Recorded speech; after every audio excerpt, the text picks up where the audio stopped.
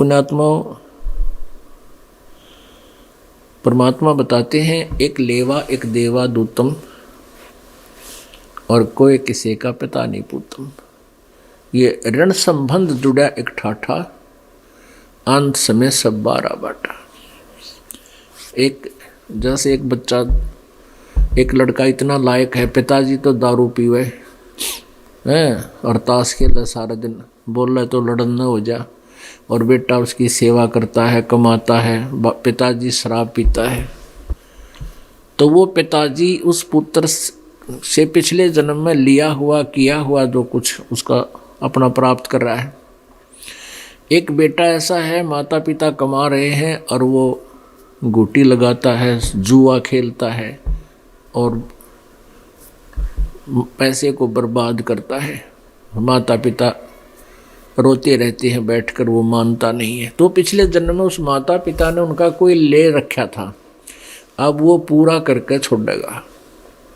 तो एक लेवा एक देवा दूतम, कोई काहू का पिता नहीं पूतम। ये ऋण संबंधी जुड़ा एक ठाठा, ऋण एक दूसरे की उधार आपके ऊपर है, और इस कारण से ये एक परिवार बना बैठा है। अंत में सब बारा बाटा। आपकी मृत्यु होगी, ना जाने कहाँ जन्म होगा। बेटे की मृत्यु होगी, पता नहीं संस्कारवश कहाँ जाएगा, कौन से देश में जन्म होगा। अंत में सब 12 बाट, अलग अलग 12 बाट, बाट माने रास्ते, अलग अलग रास्तों पर जाओगे, फिर ना जाने कभी मिलोगे कि ना मिलोगे किसी जन्म में। इन सब बातों को विचार करके पुण्यात्माओं अपने मोक्ष कराने के इस उद्देश्य को, लक्ष्य को प्राप्त करना है। आज जो ये समागम चल रहा है 3 दिन का,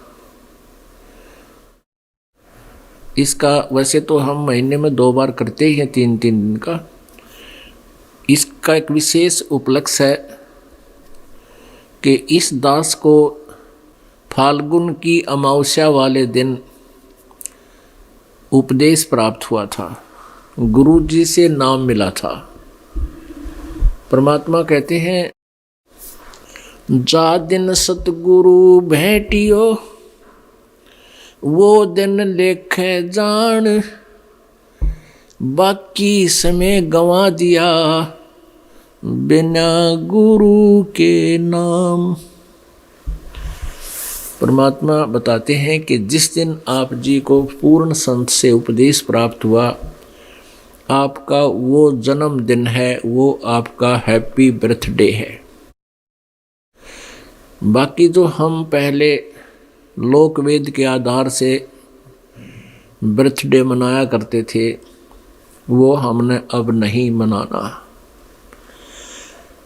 उसको हम खुद हैप्पी बर्थडे मानना है, वो तो बड़ा दुख था हमारे ऊपर, कैर टूटा, जन्म हुआ, ना जाने कितने कष्ट जीवन पर आवेंगे। कोई बच्चा हो गया तो मर जाएगा, कोई बचेगा ना बचे, कोई बीमारियां, 100 प्रकार की समस्याएं, दिन रात धक्के खाने। वो कौन सा जन्म था, वो कौन सा हैप्पी बर्थडे था? वो तो ब्रांड माटी डे था, और उसने हम हैप्पी बर्थडे मनाया करते। अब जिस दिन आप जी को उपदेश मिला वो नोट कर ले, आपका वो हैप्पी बर्थडे है। और 100 याद रखे भगवान, कैसे प्राप्त हुआ वो दिन जिस दिन आपकी शरण मिली मालिक। तो आज वो ये दिन जो है अमावस्या वाला, फाल्गुन की अमावस्या वाला दिन, ये वो हैप्पी डे है जो जिस दिन इस दास का उद्धार हुआ। गुरुदेव जी ने उपदेश बख्शीश किया। अब याद आती है उस दिन की महत्व की, आज याद आता उस दिन की महिमा। जे वो ना मिलता वो दिन, ये जितना भी समय, सन 1988 17 फरवरी फाल्गुन अमावस्या, सन 1988 को इस दास को उपदेश मिला था।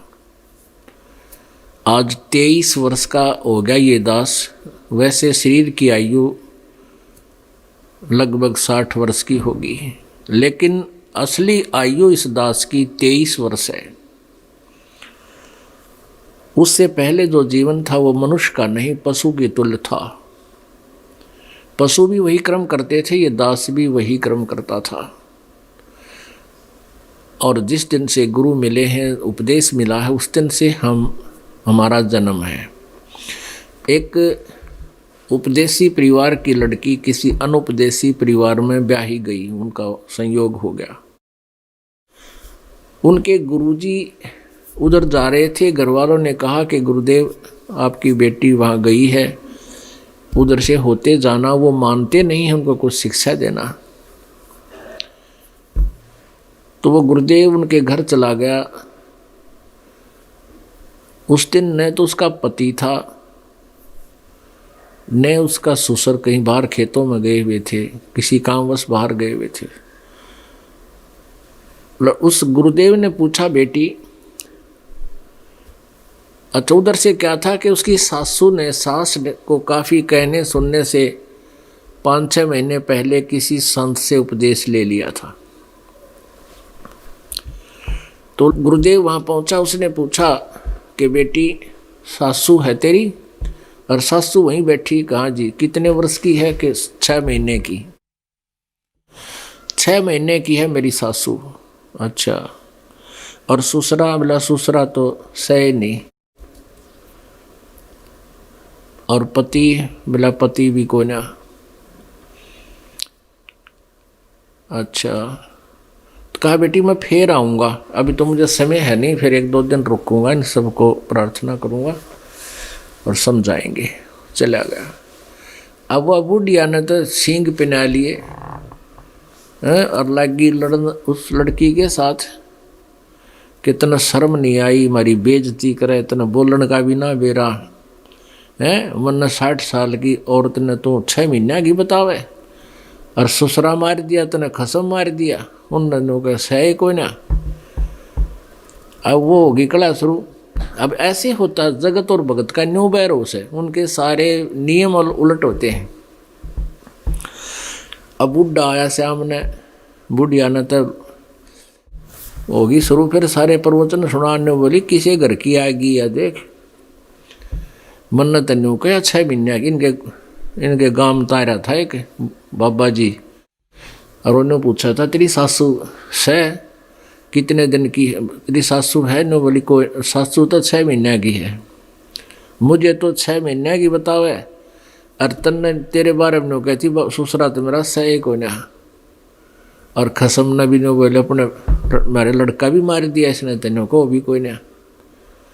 और बूढ़ा समझदार था कि भाई इस बालक गेला के बालक होऊंगा, और वो कह के गया है 2-3 आऊँगा, फिर मैं उसी से बात करूँगा।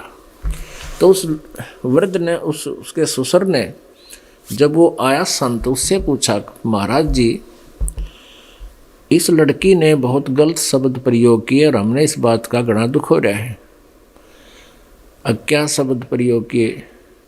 कि उसने आपकी बात हो रही थी जब मेरी पत्नी को, अपनी सासू जो 60 वर्ष की है लगभग, उसको तो नहीं बोली कि 6 महीने की है, और मैं देख तेरे आगे जीवित बैठा, मेरे बारे में क्या बताया था उसने? ससुरा सही कोई ना। या कितनी नालायक लड़की है। और अपने पति के बारे में भी नो कही थी उससे, वो भी कोई ना। कि वह रांड होगी भाई। तब उस महात्मा ने कहा कि चौधरी साहब बात सुनो मेरी, ये हमारे कोड वर्ड थे, ये थारे समझ में बात आने की कोई नहीं थी। वह बुढ़िया बुढ़िया बैठी, वह लड़की भी बुला ली, सारे बैठ गए, वो इकट्ठे हो गए। जब उस महात्मा जी ने कहा कि जिसने नाम नहीं ले रखा, भक्ति नहीं करता, उसका मनुष्य जीवन नहीं है, वो तो पशु के साथ जीवन है। और इस बुढ़िया ने 6 महीने पहले नाम लिया होगा। वह बुढ़िया बोली हाँ जी 6 महीने पहले नाम लिया था मैंने। एक महाराज जी आ रहे थे गाँव में, और इस थारी बेटी ने दबाव दे कर मुझसे नाम दिलाया था, मुझे नाम दिलाया। तो इसलिए तेरे को तो नो बता रही थी 6 महीने की से बुढ़िया। इससे पहले का माई तेरा जन्म पशु के साथ था, मानस का नहीं था। और जिस दिन तक नाम मिला उस दिन तक तेरा मनुष्य का जीवन प्रारंभ है, इसलिए तू 6 महीने की बताई।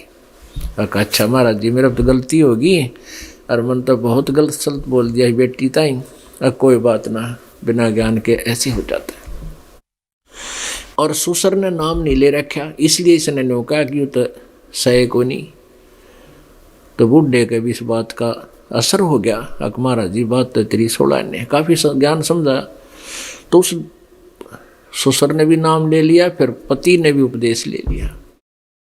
एक पुण्य आत्मा अच्छे घर की बेटी सत्संग परिवार की दूसरे घर को जाकर भी ऐसे सुधार देती है।